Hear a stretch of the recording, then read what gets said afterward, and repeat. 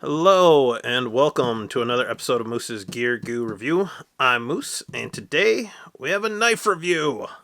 And this one I was super excited about when I opened it up. I did an unboxing, and I'll try to link it in the eye in the upper right hand corner right up till you're right of the screen. But that is the Civivi Dogma. The Civivi Dogma. Yeah. I mean, just look at how wicked that profile is. Just a killer, awesome looking knife. So let me just say something briefly about Civivi. Um, I I for sure am not a fanboy necessarily. I'm not like 100% diehard fanboy of Civivi. I have nothing against Civivi. I have very limited experience with Civivi. The only other one Civivi I've had is the Elementum, which has a ton of fanfare. And I probably say this every time I mention Elementum, but I'm not a huge fan of it. For whatever reason, it's nothing against the knife. I think the build quality and materials are great, but for whatever reason, the design doesn't fit well with me. So that is my limited experience with Civivi up until the Dogma. Now I got the Dogma based purely off aesthetics. Like I just think this looks super rad, and you know, for whatever reason, this one kind of slipped past me up until now. And I think the reason why was because the handle colors that were available just didn't, catch my eye. And so this is one of those knives where they come along with the right handle color and suddenly it's more appealing to me. So that being said, let's get into the review and I can tell you what I like and I don't like, and we'll test it with the glove, as you know. But first off, some specs. The overall length is 7.75 inches long. The blade length is 3.5 inches long. The cutting edge is 3.12 inches long. The blade width from cutting edge to spine is an inch. The handle length is 4.25 inches. The handle width is 1.75 inches. And the handle thickness is 0.47 inches thick. The overall weight is 3.21 ounces, which is a fair weight. I like most of my EDCs under 3 ounces, but under 3.5 ounces is definitely reasonable, especially for a 3.5 inch blade. So yeah, there you go. Let's talk about the blade. Now, typically, I'm not a huge fan of clip points, but for whatever reason, the blade profile, everything about this knife, just for whatever connects, it all like hits a perfect balance to just catch my eye, which is kind of rare. It is a very stylized clip point style blade. You have a full flat or plain edge blade. It is hollow grind. It does have a very kind of deep hollow grind. And it sweeps up. You can see that exaggerated clip point there. Very clean blade. There's not much marking on it other than a small D2 printed right there, or stamped in right there. Other than that, it's very clean looking blade, and I think that's part of the look to it as well. It has a really cool stylized swedge up top. Once again, adding to the accent of the dramatic clip point. There is no jimping up top, and then you also have this very geometric looking thumbhole opening. So there's multiple ways of deployment. You have a thumb stud or a flipper tab with some really strong jimping on there. Definitely locks your finger in. You're not going to misfire, or rarely misfire, with that type of... Ow! Move your hands out of the way, guys, with that type of jimping. But the thumb hole is also usable, and I think, yeah, you could probably flick this. I'm not the best at flicking. There we go. So you can spider flick it. Yeah. There's also a very nice finger choil there. Be careful biting up, but allows you to get up there if you want to do fine carving, especially if this is going to be kind of like your outdoor pocket knife. I don't think it is designed for the most heaviest duty of task, just because it is that deep, high hollow grind, and it comes to a very precise tip. But nevertheless, it's more than usable for most EDC tasks. So yeah, I think the blade profile just looks gnarly and super stylish, and definitely eye-catching with the satin polish on it there. As far as the deployment, it's very smooth. The flipping action is awesome. It is on ball bearings, and it's just awesome. Super easy, and flies out. The flipper tab becomes a finger guard in a standard hold. But now into the handle, you can see the pivot pin has that C for Civivi. Very nice touch, polished or pivot pin on the back side. And then we get into the other piece that really kind of caught my eye, and that is these awesome OD green G-10 scales. Now, prior to the OD green, I believe it is a newer color, and that's kind of why it jumped at me, because the other colors were gray, black, and blue. And for whatever reason, I don't think they look as good as this OD green does. They also have a kind of premium version in brass and copper that have like a black wash finish over it. That looks really cool. And then I think a black wash blade as well. And those will cost you $20 more than the retail price of this one at the time. And so at the time of this video on Blade HQ, it was about $47, I think, or under $50 for this. If you get the brass or copper version, it'll be closer to $70 a piece. So anyways, back to the green scales. Just having that earth tone with the satin finish blade and the classic kind of profile reminds me a lot of a buck knife. And buck knives are typically kind of an outdoor woodsman knife, and we'll get into comparison with a buck in a sec. But because it has that aesthetic of being more of an outdoorsy knife, having an earth toned handle scale, I think, brought the design together for me. The other cool thing with the G10 scale is that they're milled out to kind of mimic either like a wood or a stag grip pattern, like a lot of our classic old school backlock hunting knives were.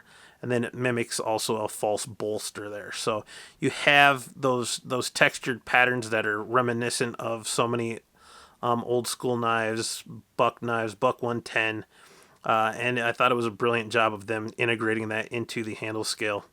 That it is a very shallow, kind of shadow boxed scale that works with the liners to slightly be exposed. Everything's rounded off and polished. You have a nice oval lanyard hole there, and yeah.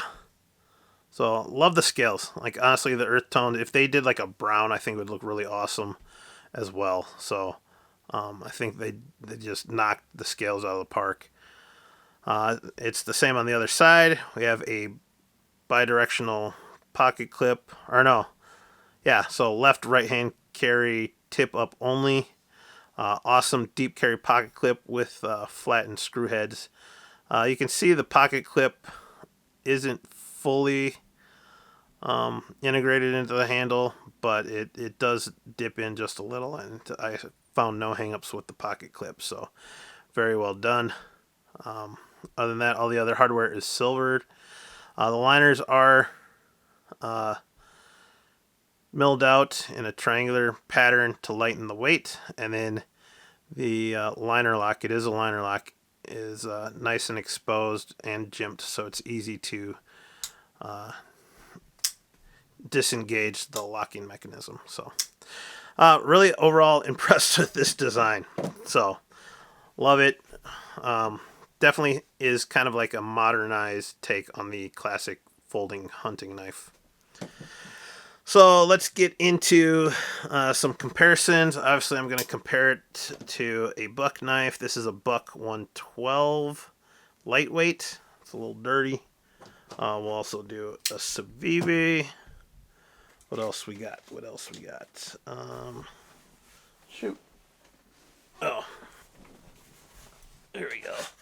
We'll throw out a Spartaco Para 3. And whatever, the Eye of Raw. So as you can see, it definitely has one of the longer blades. I guess the Ivraw is the most comparable. Handle-wise, it's comparable with the Buck, the Best Tech, and that's about it. It's slightly longer than the other two. So we'll get into some blade thickness comparisons. Going up against the Ivraw, looks pretty similar. A lot of design similarities with this as far as like blade size. Yeah, so it looks like the Ivraw might be slightly larger with the handle. I compare it, but blade length the same. So similar weights too. Very similar feel. Going into this, you can see what I was talking about as far as the handle design. Obviously, this isn't a classic buck knife, but it is a buck, and you can see how they have that angled handle. It's kind of cool too how they exposed the lanyard hole over here to kind of mimic an exposed backlock.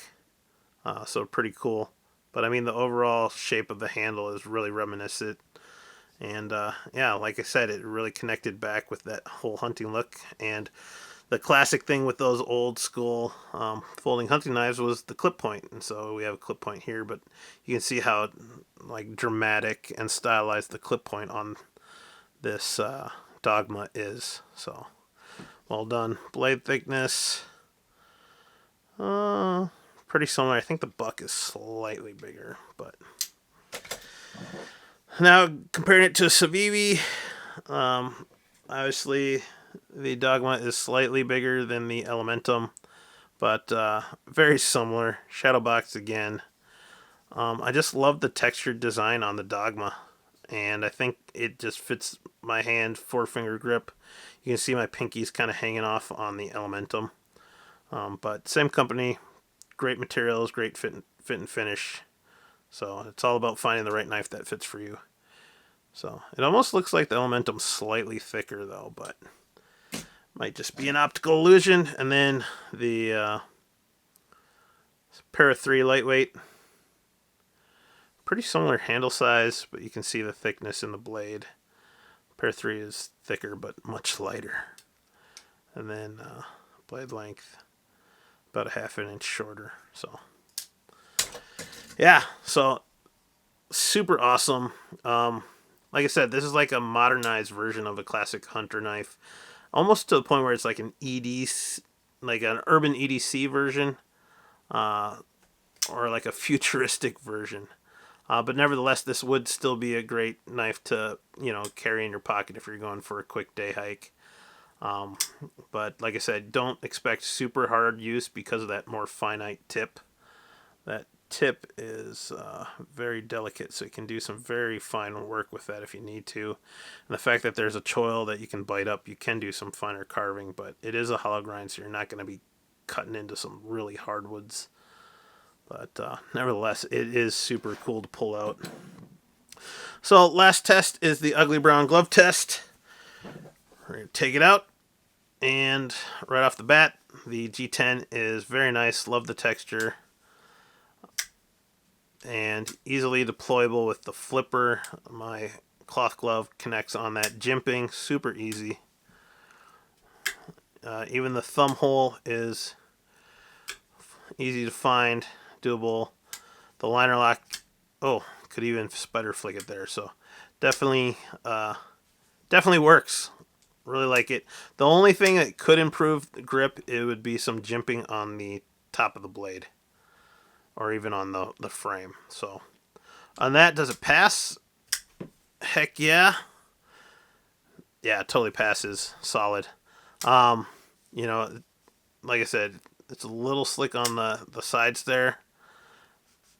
And it doesn't have a huge... If this was more of a choil here, it might lock in a little better. But for the most part, passes. I'll give it an A-. Excellent job. A-. As always, it does come with, Civivi case and little polishing cloth, so all presentation-wise, always awesome. But there you have it, guys. This is the Civivi Dogma sub $50 D2 blade. Super awesome. Love the look. I think if they come out with some other more earth tone handle scales, it'll really catch on.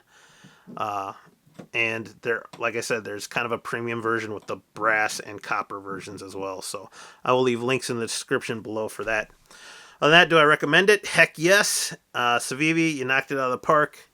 And I think, if you're looking for a new blade, guys, put this one on the radar. It's a good one. All right, guys, so thank you. Like, comment, and subscribe. Leave comments down below. And, yeah, check out my other videos, and I'll see you outside. Peace.